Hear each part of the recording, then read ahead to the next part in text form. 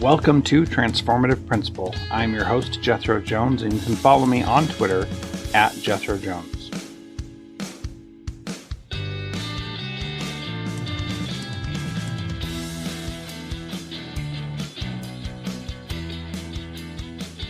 This episode is brought to you by John Catt Educational, a professional development publisher serving as the global leader in combining both research and practice in all materials.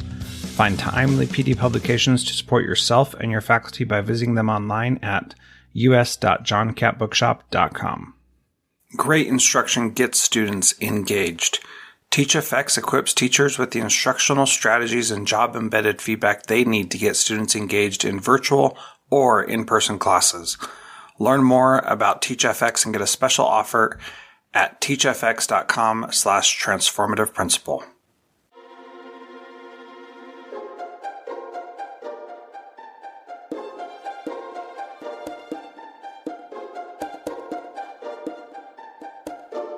Welcome to Transformative Principal. I am excited to have PJ Caposey on the program today. You may know him on Twitter as MCUSD Souped, and he is a dynamic speaker and a transformational leader and educator. He began his career as an award-winning teacher in the inner city of Chicago and has subsequently led significant change in every administrative post he has held. He became a principal at 28 and within 3 years was able to lead a small-town rural school historically achieving near the bottom of its county to multiple national recognitions.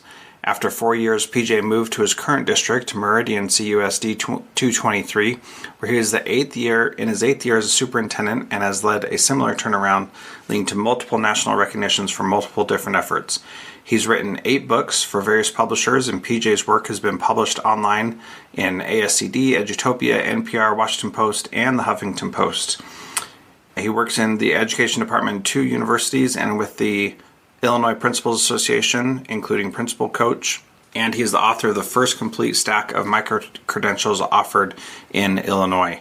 He and his wife have 4 children and live in northern Illinois, where his wife is also an educator. PJ, welcome to Transformative Principal. Thank you for having me. I'm excited. Yeah, and if you can believe it, I actually had to cut stuff out of your bio because you've done so much, and that's super impressive. It's a blessing and a curse hearing the bio, especially before you go on a stage. It's like, all right, and you never know what someone's going to cut or not cut. So when they don't cut anything, it's intimidating and it's weird, right? Like you don't do anything for any of the work for any of the reasons that it seems like when someone reads your bio. You do the work because you want to contribute and impact the profession and leave a positive legacy on behalf of kids and the other educators. But when you read the list of stuff, sometimes I don't know. It feels weird. I just know that it feels weird. Yeah, it certainly can feel that way. And what I find really impressive is that there's a bunch of things that your school's been recognized for and that you personally have been recognized for. And as you said, you're not doing it for those accolades, but those accolades do end up coming, which is a pretty cool thing to experience. So congratulations on that. That all being said, you've done a ton. You've been a leader at a young age and have had a lot of experiences. What made you want to go into education to start, and why? What's been pushing you to stay there? Yeah, so the origin story of going into education is it was always something that I was considering more from the aspect of I wanted to coach than necessarily I wanted to teach. When I was 17 years old, I was diagnosed with cancer and had to take the year off of school. And at that point, I had several teachers, but one in particular really step up and go above and beyond to help me through AP Math, because AP Math is hard for a tutor to teach at home.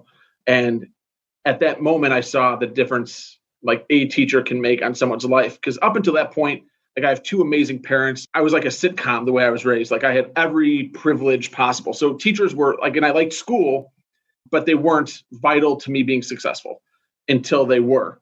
And then I had somebody that was, and then I wanted to do that. And so that's how I went into education. Because of Ron Sawin, just to say his name, in case he ever would happen to listen, it was you, Mr. Sawin, now Dr. Sawin, was that kind of that lever to push me into the profession. Why I say to the profession, I think I have the best job in the world. I think on any given day, I get the ability to change the trajectory of kids' lives with the decisions that we make. And Now that I'm a superintendent, that's a little bit more distant, unfortunately. My interaction with kids is a little bit less, but still the same. And if I can impact the trajectory of adults' lives, then it's going to impact how they serve kids. So the impact and legacy you can leave as an educator, I think is nearly unmatched. I sincerely believe that. Like when people talk about retirement, like the idea of retirement is enticing, but like I have no idea what I would possibly do other than just keep doing this because I enjoy my work now. I mean, I could deal without board meetings and some of those things, but for the most part, I love the work. Yeah, that's really good. So we're going to talk today about what you think is one of the worst ROI investments a school can make, which is teacher evaluation. So let's start that out by talking about why you think that is the way we do it is such a bad idea. So I'll start by saying I love teacher evaluation when I'm performing it. Now, I don't think I've got a secret sauce or anything of that nature, but when I talk to teachers and when I talk to principals, the vast majority of the time, what they would articulate to me is that the process is incredibly resource intensive, that resource most namely being their time, and stressful, and very seldomly leads to true school improvement at large and at the more micro level to true teacher improvement. So when I started the conversation, when I started doing my research on teacher evaluation with like 20 teachers that I thought were really, really good teachers. And I said over time, so I sat them down, I said, when was the last time you had an evaluation that really helped you grow? And crickets. And I said, well, has there ever been a time? And some people pointed out to, well, early in my career, this was said or that was said. But the majority of the time, they just indicated that their growth and their success wasn't dependent upon the evaluation process. So if we couple that we have, like even in a small district like mine, where we've got 110 teachers, like thousands of hours a year invested into the teacher evaluation process that largely doesn't build up staff morale or climate and wears out our administrators without really improving the practice, then we have to ask ourselves what we're doing. If you ask at the macro, like policy level, why do we evaluate teachers? There's two reasons. One, people are going to say it's going to improve their professional practice to get feedback. I think that what I just kind of did was discredit that. Like, I think it certainly can. I think in some cases it does, but I'd say at large it doesn't. And the second thing it does is sort teachers, which it puts them into groups and it says who we can retain and who we're going to fire. And our national data usually hovers between 95 and 98% of teachers are proficient. So we're not even using it to do that. So on both of its key functions, it's not performing. And yet we haven't even gotten into the resources spent in training and development, which I think can be really meaningful if it's done the right way. But it's a compliance-driven initiative that I think makes policy makers feel like they're doing something important and impactful, and is really not doing any significant benefit to our schools at large in our country. Yeah, so let's talk about that idea first of almost everybody's proficient. 95 to 98% is, pretty close to what I've heard as well. In the business world, they say hire slow and fire fast. And in education, it's like it's backwards. We hire fast, maybe sometimes one interview with a teacher, and that's it. I've certainly had to do that numerous times. And so we do it the opposite. We hire fast, and then we fire really slow. And the evaluation process, can take a full calendar year to remove somebody from a position through that process. And so that's just one very small, tiny, narrow aspect of evaluation. I think we justify it to ourselves to say, well, we need to be able to get rid of people and use the evaluation to do that when we have bad teachers. But that process is so slow and so long that if we really need to remove someone who's not a great teacher, that's like the worst way to do it because it's so difficult to do. So on that piece, how does hiring and firing work into that teacher evaluation process? So I think let's start with firing because it's, I think, more interesting to talk about. So first of all, a district, and this stems from the board to the superintendent to the principals, would first even have to be willing to consider the process. And so if we're unwilling to even consider the process, then what are we even talking about? Right. And then second, if we're going to go through that process, the vast majority of teachers that I've seen let go, and this isn't first or second year tenured people where we're still kind of sorting, but once we're an established teacher, the vast majority of teachers, I would say, are insubordinate more likely than being ineffective at teaching practices, in which case it beckons back the question, If they're going to be insubordinate, then just discipline them out as opposed to work through this year-long, arduous evaluation remediation process.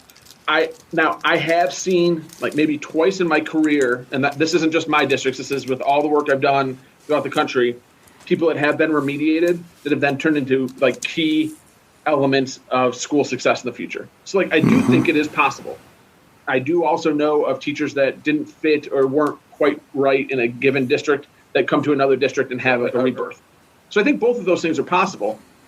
They are just so much the exception and not the rule, that I think the entire process needs to be questioned, right? Like, again, if you used a business analogy to start, which I love, when we're looking at the investment we're making versus the return in any other industry, we look at this and be like, whoa, this is broken. We need to stop this immediately. It's not causing the results it set out to cause.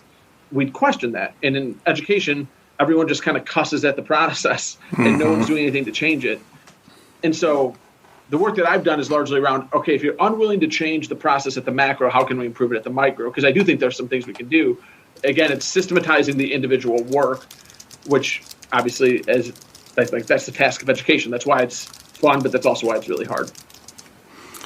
Yeah, I really like that approach. If you're unwilling to change at the macro, then we can do something to change that at the micro. I think that's really an important way to look at it, because like so many other things in education, it really comes down to the relationships and the connections that you have with the people that you're working with. And if you can't focus on that and you're just going through the checklist or going through the process to get it all done, then it becomes a dehumanizing process that nobody really cares to participate in. And, I had a teacher who, I think I've shared this on the podcast before, but she resigned from the school after we implemented a new evaluation system that assigned everybody a number basically and graded them. And she just thought that was so wrong in so many ways. And she started adding to her email signature her score on the evaluation to just kind of like passive aggressively put it back in everybody's face. And yeah, and I think it was really interesting to recognize from learning through that process with her that she felt she was a veteran teacher, been around for a long time. And it really goes to that idea that, they're more often insubordinate than ineffective. And that was what her issue is, but that was able to be brought out through the evaluation process. And I don't think that I handled that perfectly. And I think I could have done a lot better, and I've learned since then. But that's the approach that I should have taken with her, is not worried about her teaching because she was a great teacher, but worried more about her attitude and insubordination and that kind of stuff, because that's where the real issue was. And so I think that when you have those kinds of situations, it's good to look at what the purpose is and then make more effective efforts in that direction. As you were saying that, the thought that kept going through my mind is that if we are waiting holistically to have the difficult conversation that we've been wanting to have all year, or sometimes on a 2-year cycle until the evaluation process, I just keep thinking about all the opportunities lost. And so I'm not saying that's the case for you, but I can certainly say in some of the evaluations I review for my district and other districts that it is very clear that the administrator has been holding this event from September of 2019. They're going to get it in writing when it comes, and wasn't always addressed in real time, right? Like, so we've missed our chance for growth, which I think also becomes a de facto function of evaluation, which of course then makes teachers hate it. And so if we're going to use the one bullet we have from 15 months ago to tear down a teacher, then is that process really about growth at that point? Like, that's the question I think we need to ask ourselves.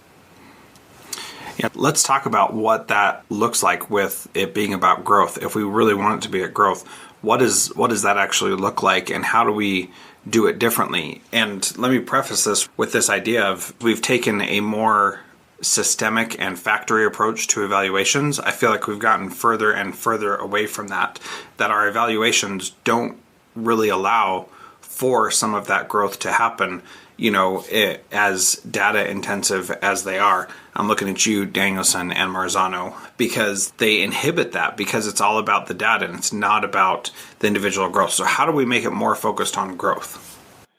Well, I will say that what I find in the majority, so one of the things that I do for districts is I'll do like an evaluation audit or an assessment where I read all of their evaluations for a given year.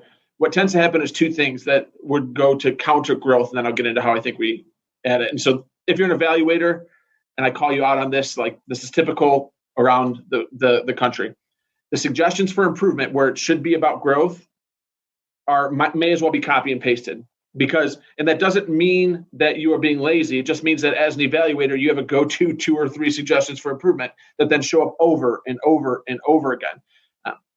So for me, that indicates there's probably a depth of knowledge issue on the evaluator standpoint. But if we're doing that, then I think that we have some issues that we need to work on, again, systematically. The second thing is that depending on what your state evaluation timeline is, so in Illinois, like everything should be done by mid-February to end of February. The evaluations that are getting concluded in February are much thinner than the ones getting completed in November, just because people's timelines stack up and life happens. And so people are getting much less comprehensive feedback about growth at that point. So the number one thing that I think needs to shift in terms of evaluation to make it a more meaningful process is the pre-conference, which I know sounds really weird because it's the thing that most people, I think, just skirt right over the top. So when I look at most pre-conferences, or if I sit in with an evaluator and observe a pre-conference, they're like 12 minutes and they ask the same 8 questions that Danielson had at the beginning of her book a decade and a half ago. What are the objectives? Where do you want me to sit? Anything I should be looking for? Like, it's all the same stock questions.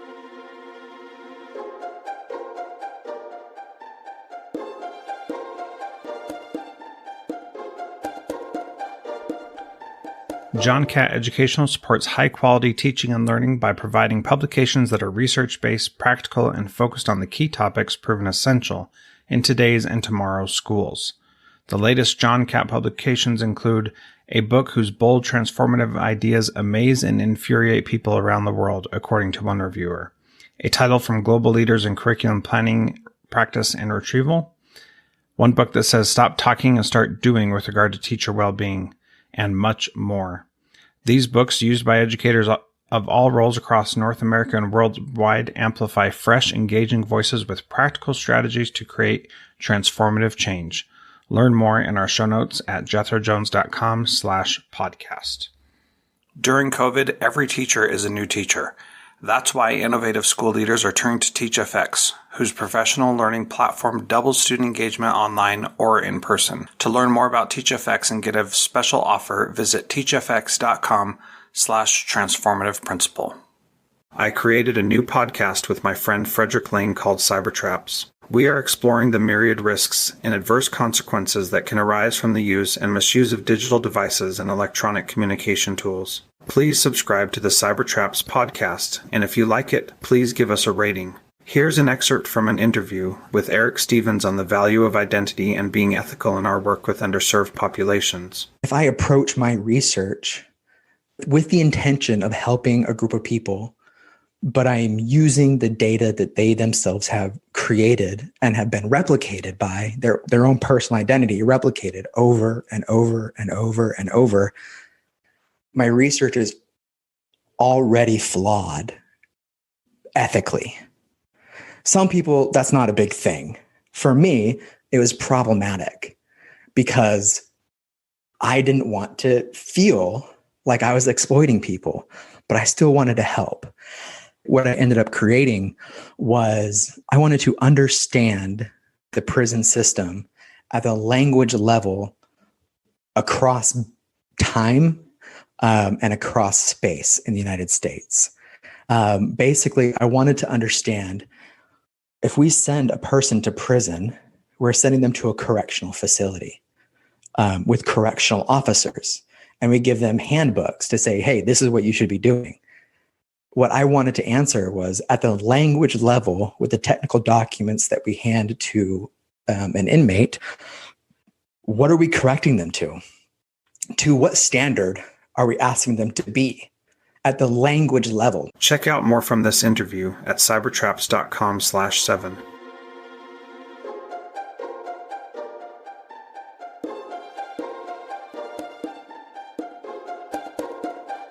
To me, the pre-conference should be focusing on the why questions and not the what questions, and maybe the how, right? Like how can be in the middle, but the majority are what are kids going to be doing? What are you going to be doing? What am I going to be doing?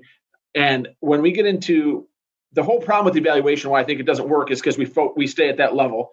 And so when we don't get to the why level, any of the suggestions that we provide are just going to be Band-Aids. Right? So the one that I give, the example I give when I talk all the time, and there's tweets to this, like, again, passive aggressive and assertive tweets on this end is, well, my superintendent, my principal, my evaluator told me to put the objective on the board. Now I'm a better teacher, right? Like, so, and I'm on the side, I'm an objective on the board guy. And that's a different conversation. But if you don't know why you're putting the objective on the board, if you don't know why that's important, you don't know what research support that, you don't know how that triggers learning for the kid, then whatever you do doesn't matter, because what's going to happen is you're going to have teachers like me when I was a teacher, or my wife when she was a teacher, that are going to be compliant and just do what you tell me.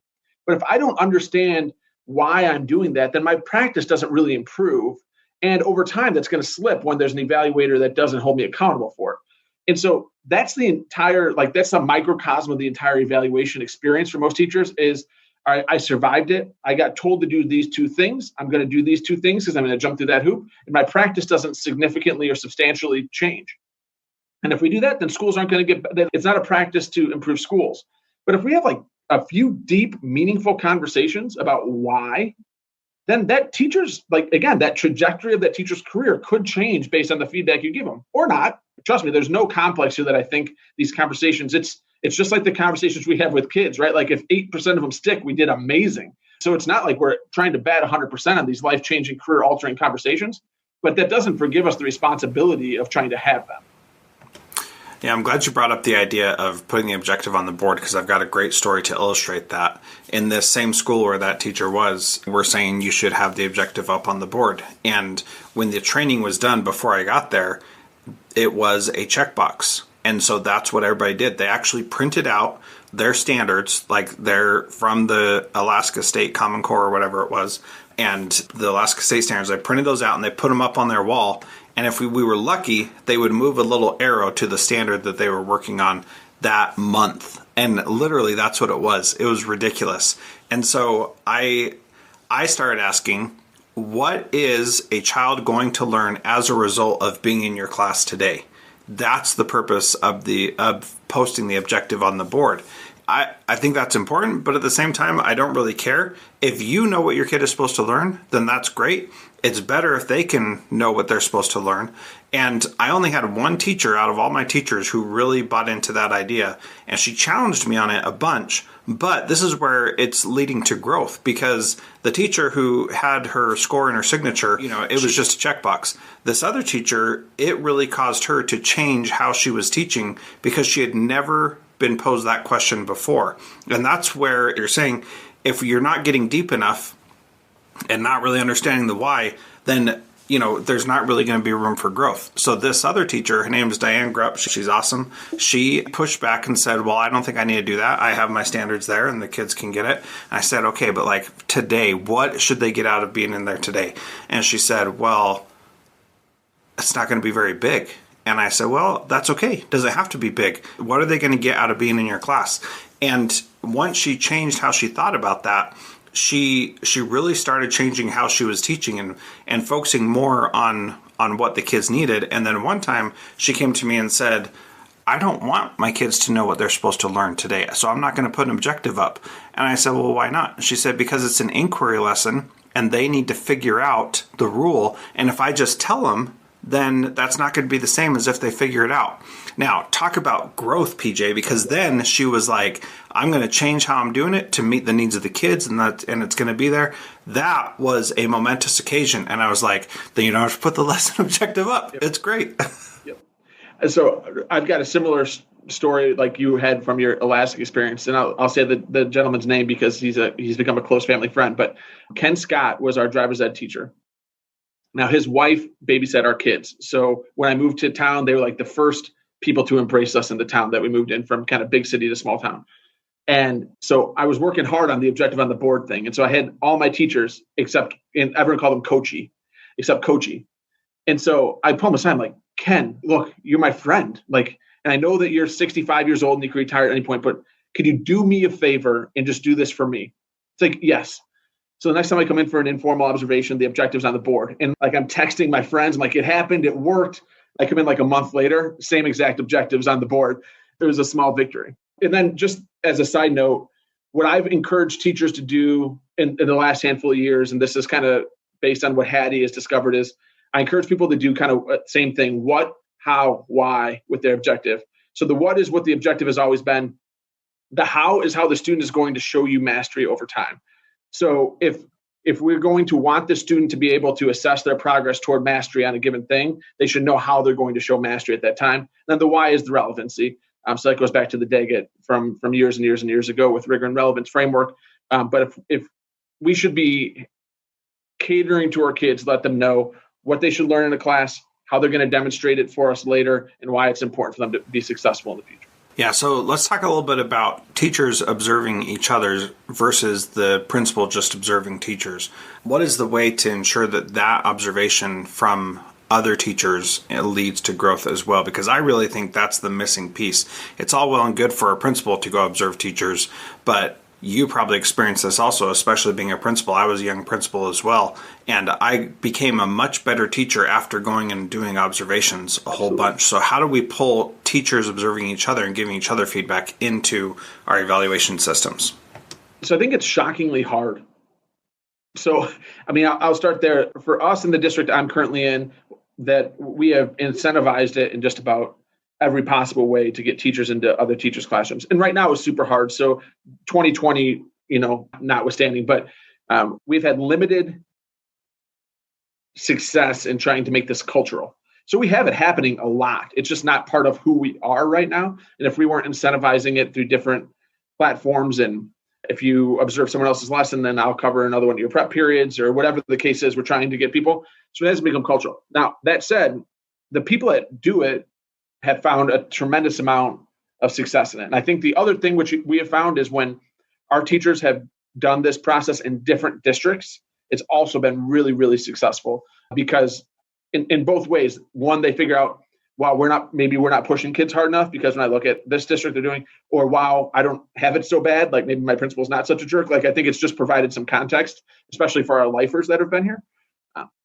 But we haven't had a tremendous amount of success in making it a cultural thing that just happens without administrative stimulus.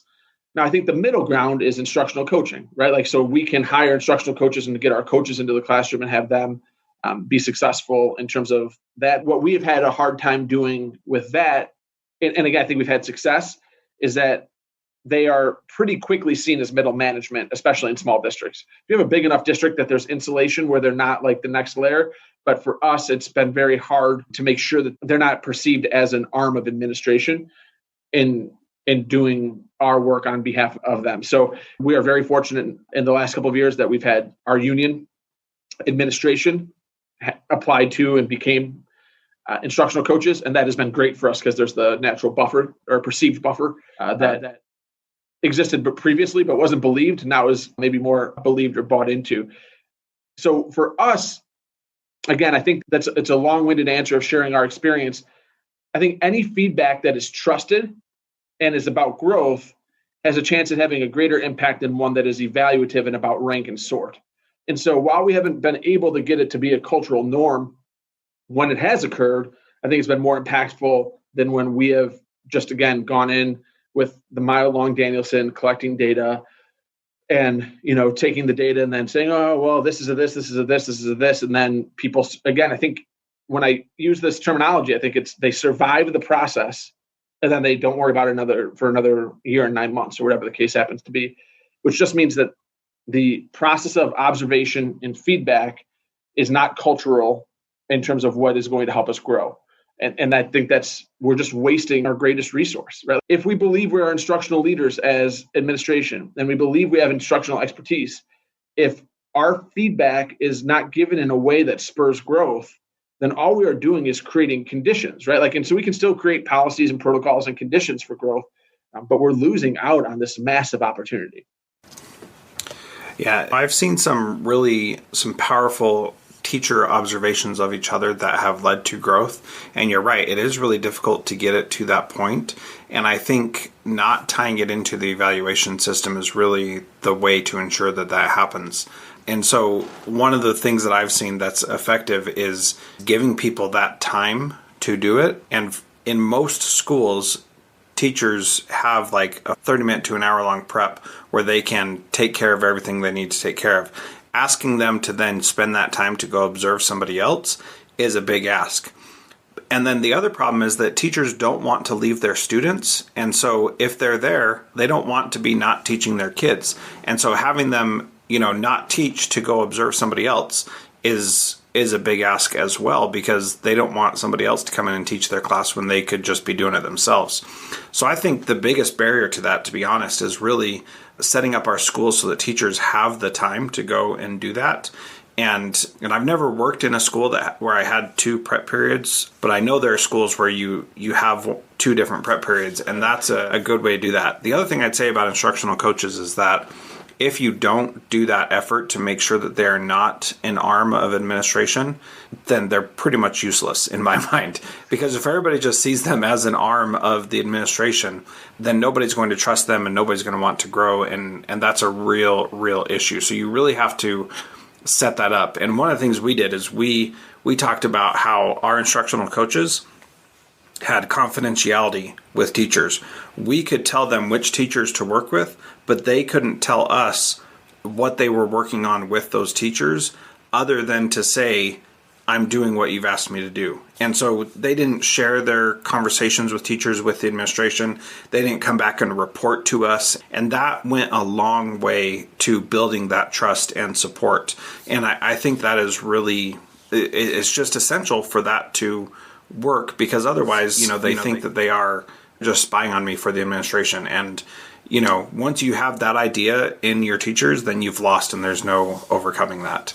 So the last question I want to ask PJ is, what is one thing that a principal can do this week to be a transformative principal? So the advice would probably be non-evaluation specific, just given the world that we're living in right now. The thing that I find that most teachers are doing right now, and it's a term that Sean Aker uses a lot in his happiness work and the positive psychology work, is moving the goalposts. And so if I were to, and I'll just use my teachers, my district as an example, if I were to ask them, I could go back in time 6 weeks ago and said, 6 weeks into the school year, what would success look like? And what they would have written down is that my kids know that I care about them, that everyone is safe and well, and that we're doing the best that we can. And they are doing that 10 times over. And if I asked them on Friday of last week, have we been successful so far? They'd be like, no, because they've learned so much more about hybrid learning or remote learning, and they want to do so much better on behalf of their kids. And that drive to make them better is what makes me so happy and proud to be in the district I'm in. But right now, they need to give themselves some grace and to quit moving the goalposts on themselves. Sometimes as a leader, we have to push, and other times we have to pull back on the reins.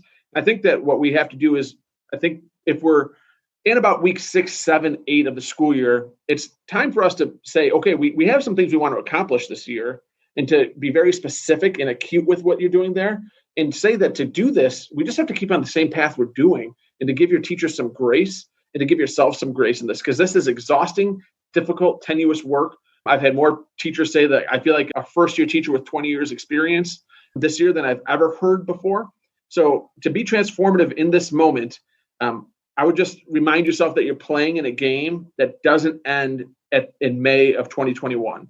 So if you plan on being the principal of your building for a long time, or the superintendent, or whatever you happen to be, what you need to do right now is give some grace, build some trust, and build some relationships. Because that, if you're cashing all the checks that you have and cashing in all the political capital you have in 2020, it's going to be really hard to lead in 21 and 22 and 23. Whereas if you're showing grace, building trust, and building relationships and having people's back right now when they need it, then when you need to push in 2021, when you're going to institute initiative A, B, or C, they're going to be there with you. But if you're trying to push too hard now, I think that it's a foolhardy proposition. Yeah, very good. So thank you again, PJ, for being part of Transformative Principal. Again, you can follow PJ on Twitter at MCUSDSUPT. And thanks again for being part of this, PJ. It was awesome talking to you. It was awesome. Thank you, Jeff. And it's SUPE in case anyone cares. Oh, SUPE. Excuse me. Yeah. Thank you. No yeah, problem. I will make sure I put that right on the show notes so that people click the link and go to the right place. Thank you again. I appreciate it.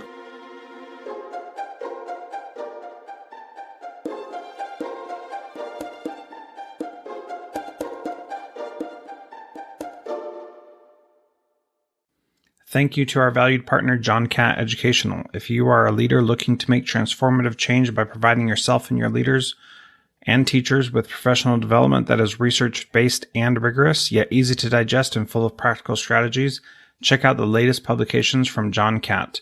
Visit us.johncattbookshop.com to find information on bulk orders or learn much more in our show notes. You can also use the code Transformative to save a bundle at us.johncattbookshop.com. School principals across the country are using TeachFX's virtual PD and job-embedded feedback to boost student engagement during COVID.